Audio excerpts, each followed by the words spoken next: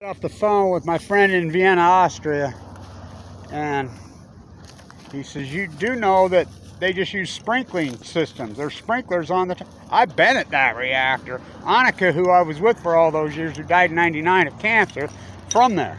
Her and I went to that reactor clear back in then. I've been at that reactor several times. That is the most fucked up place you ever saw. I mean, so they literally use a sprinkling system to sprinkle on their ash pits and their spent fuel pools. And there's above ground spent fuel containment. Headed the athletic club, by the way, and the bus got me all the way out here. You know, once you get into Ogden, the bus system is excellent. But out west, try getting into Ogden. So I wanted to put up an update on the Big Z. Fuck, what a nightmare. As you know, I named it Sugar Wars, Molasses Wars, Textile Wars, Cocaine Cowboys.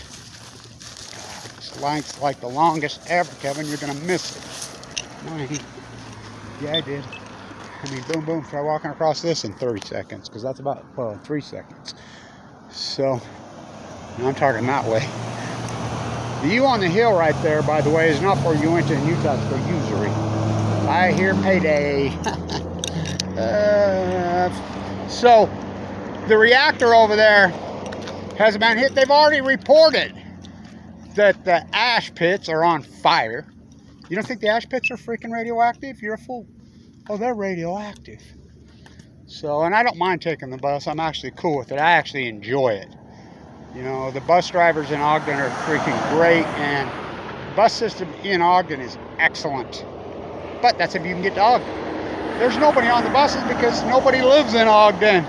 Everybody lives out, and there's no way to get there. You know, and you know, I got to be in the hospital and do my thing, and you know, I've had a membership of this athletic club for 40 years, literally. So, you know, I've been working at staying alive.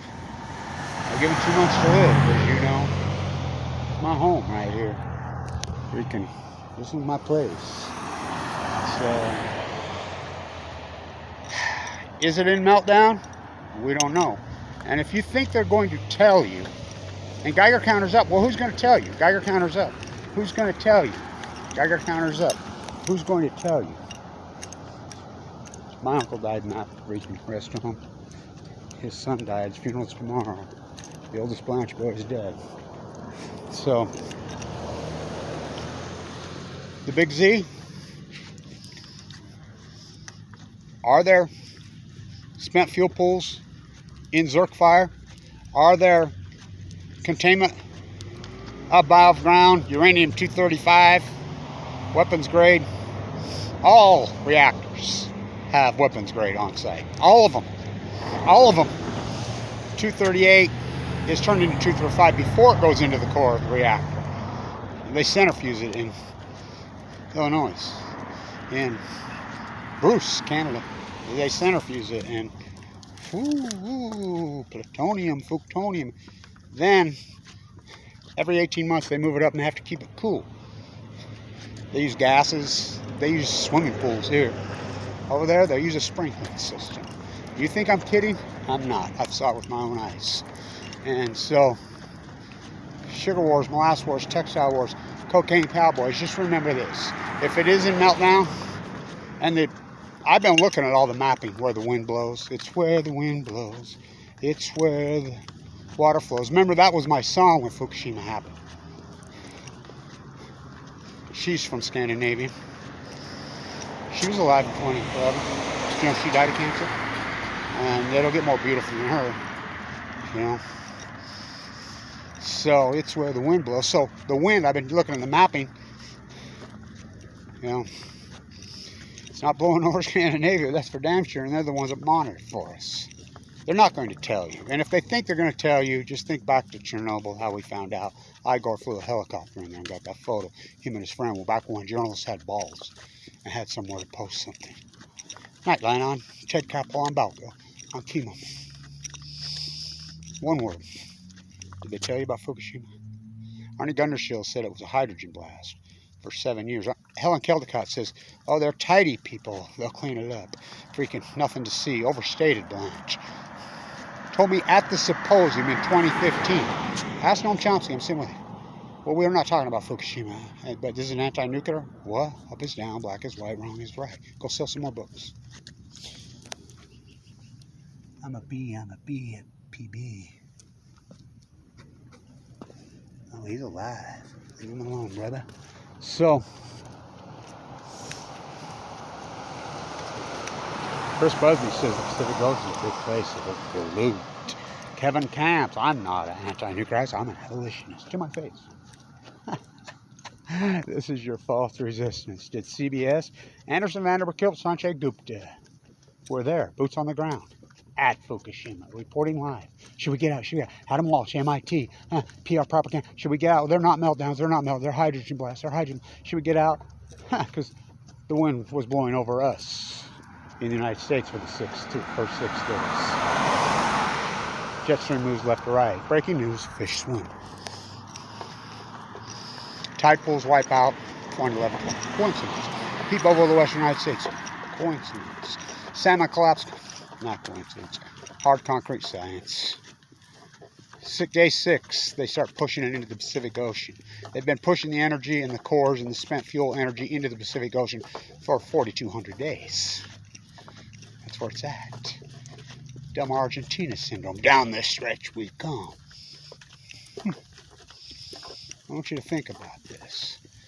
They said Fukushima meltdowns, Anderson, Vanderbilt, Cooper, and Sanjay Gupta, who's a practicing MD. And I come from a family in South Ogden, Utah, of famous MDs. Thomas, the Ogden Clinic, who saved my life from the grave. Kevin, I told you. I remember I called him one time. That aortic valve of mine's freaking going, Thomas. No, it is not. I told you, you're fine. Get back to work and just wait it out. God, all right. He told me that somewhere. He says, they'll get better at replacing it. You kick the can. You can feel it. I know you can feel it in there. It's bothering you and hurting you, but tough up. It's fine. Because when I was in my 40s, I'm like calling. The secretary called me back. Says, he told me to tell you to shut up and gut it up. You're all right. Without even checking me. And kick the can. Well, I kicked the can too far. Well, I didn't. I got cancer. Think about it. My heart was failing while I had AML leukemia. My platelets were 38. You don't think I got a miracle? Given 2 months to live, and my heart held on just long. I was right over there at Ogden Regional Medical Center, just profusely. A guy named Michael Hawkins in the emergency room multiple times in there, just profusely. It's my heart. No, I ran the tests. Go see your dentist. I collapsed in my yard. Got up to McKD, and the attending physician. I got in there. I'm having a stroke. I'm out. I mean. He comes and he says, he looked right at me, he says, Dr. Blanche. He says, you were the best freaking professor I ever had. And I says, you're the MD? Yeah. You know, he got me in, Dr. Collado,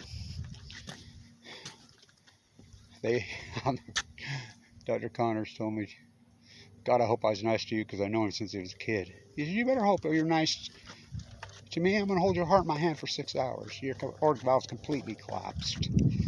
And the same way your uncle did them all those years ago. And I got to see one because I was going to be a lot of people wanted me to be a doctor. And I was going to Weaver. I was one of those. Haywire, wild kids with the high test scores. So go. And I got a watch in open heart surgery at the University of Utah in 1978, I believe.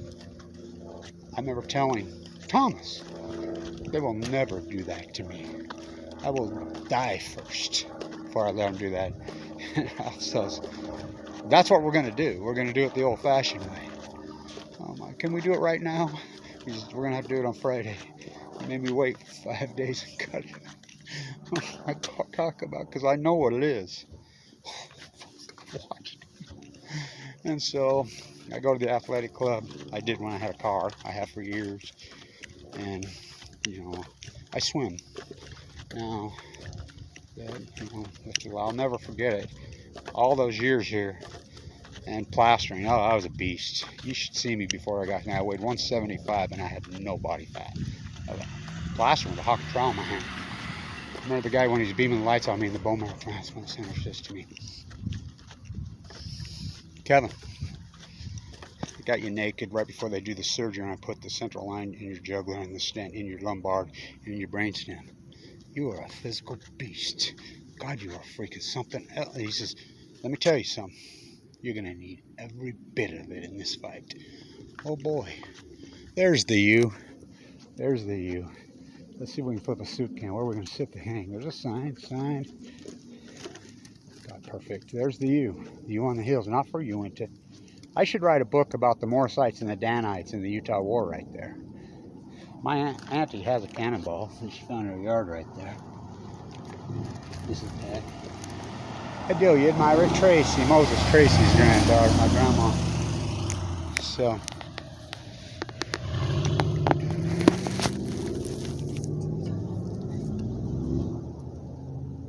you. Have mercy. Been waiting for the bus all day. We used to call Ogden Little Chicago.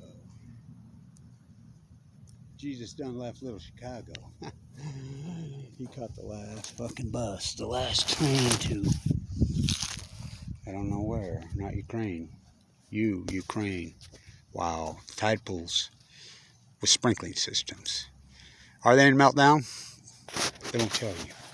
And if you think they'll tell you, CBS, NBC, ABC, Fox, Operation Foxconn News, Reuters, BBC, marine biologists, freaking EPA, Gina McCarthy, Lisa Jackson, Scotty Pruitt, Donald Trump, Barack Obama, freaking sliding with Joe Biden. You think any of them will tell you?